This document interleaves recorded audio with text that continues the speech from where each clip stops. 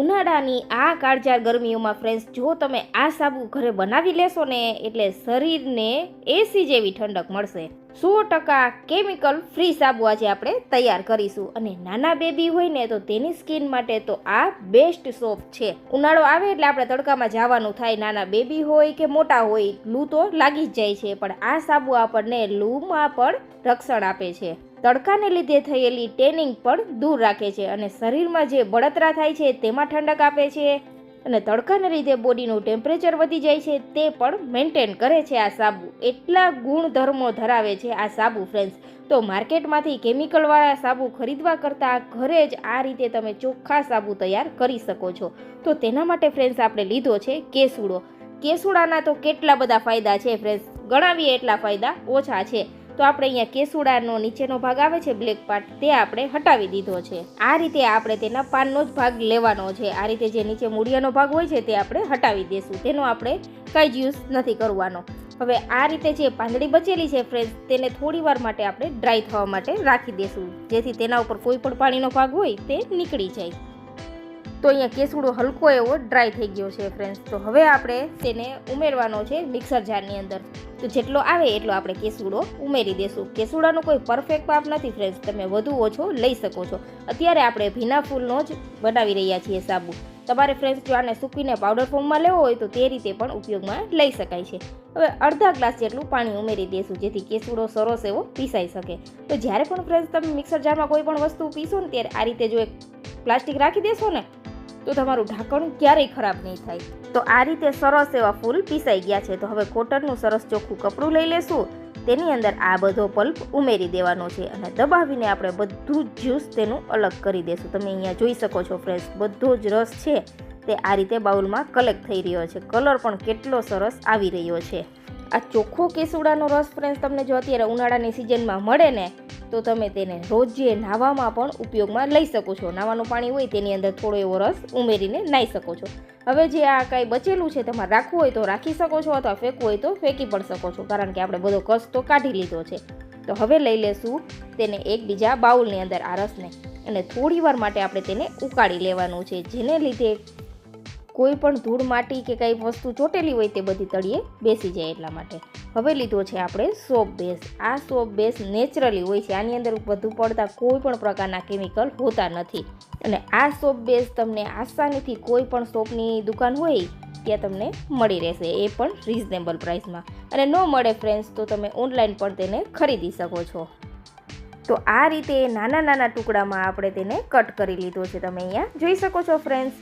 નાના ટુકડામાં કટ કરવાથી શું થશે કે ઝડપથી તે મેલ્ટ થશે, એટલે બને એટલો આપણે તેને નાના ટુકડામાં જ કટ કરવાનો છે. તો હવે તેને આપણે આ રીતે એક બાઉલની અંદર ઉમેરી દેવાનું છે. અને ડાયરેક્ટ ગેસ ઉપર નથી રાખવાનો ફ્રેન્ડ્સ, ડબલ બોઇલર મદદથી આપણે તેને મેલ્ટ કરવાનો છે. તો અહીંયા કેસુડો પણ સરસ ઉકળી ગયો છે, તમે અહીંયા જોઈ શકો છો ફ્રેન્ડ્સ. તો હવે આ કેસુડાનું પાણી છે તે 50% સુધી બળી ગયું છે. તો હવે તેને આપણે ઠંડુ થવા માટે રાખી દઈશું. ત્યાં સુધીમાં બીજા વાસણની અંદર આપણે પાણીને ગરમ થવા માટે રાખીશું. વરાળે જ આપણે આ સાબુનો બેઝ છે તેને મેલ્ટ કરવાનો છે. તો બેઝને આપણે મેલ્ટ થવા માટે રાખી દીધો છે. ત્યાં સુધી લઈ લેશું ફ્રેન્ડ્સ કપૂર. કપૂર છે તે એક સરસ એવી ઠંડક આપે છે શરીરને, એટલે જરૂરથી ફ્રેન્ડ્સ ઉમેરજો. જો કપૂર નથી ઉમેરવું ફ્રેન્ડ્સ તો તમારી પાસે જો ઇજમેટના ફૂલ હોય તો તે પણ ઉમેરી શકાય છે. તેને લીધે પણ શરીરમાં સરસ એવી ઠંડક મળે છે. તો હવે આ રીતે વચ્ચે વચ્ચે આપણે બેઝને મિક્સ પણ કરતા જશું, જેથી ઝડપથી તે મેલ્ટ થઈ જાય.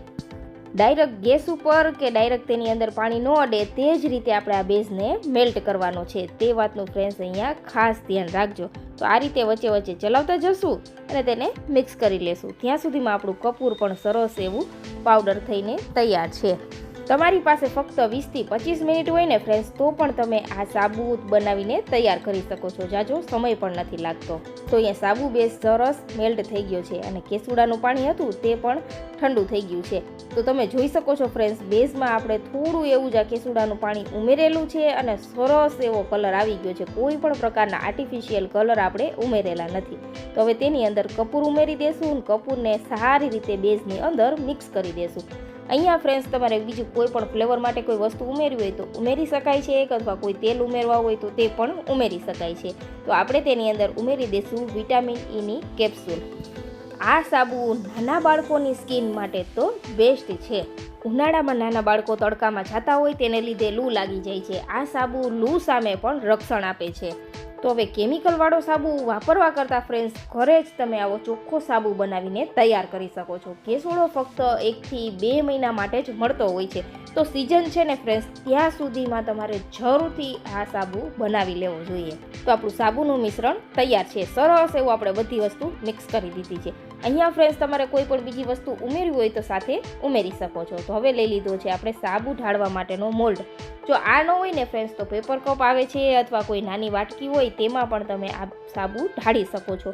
પણ મારી પાસે આ મોલ્ડ છે એટલે આપણે આમાં ઢાળી દેશું. તો આ રીતે જેટલો સમાય એટલો સાબુ આપણે ઉમેરી દેશું. આ એક સાબુનો વજન 125 ગ્રામ છે. તો આ રીતે આપણે સરસ એવા સાબુ ભરી દેવાના છે. તમે અહીંયા જોઈ શકો છો.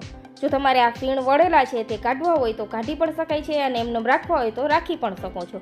તો હવે કલાક માટે આપણે એમનેમ છોડી દેશું. 1 જ કલાકની અંદર સાબુ છે તે સરસ ડ્રાય થઈ જશે અને તમે જોઈ શકો છો ફ્રેન્ડ્સ, આપણો સાબુ તૈયાર થઈ ગયો છે. આને તમે સરસ એવી પ્લાસ્ટિક બેગની અંદર ભરીને સ્ટોર કરી શકો છો અને આખું ઉનાળો તમે આ સાબુ એન્જોય કરી શકો છો ફ્રેન્ડ્સ.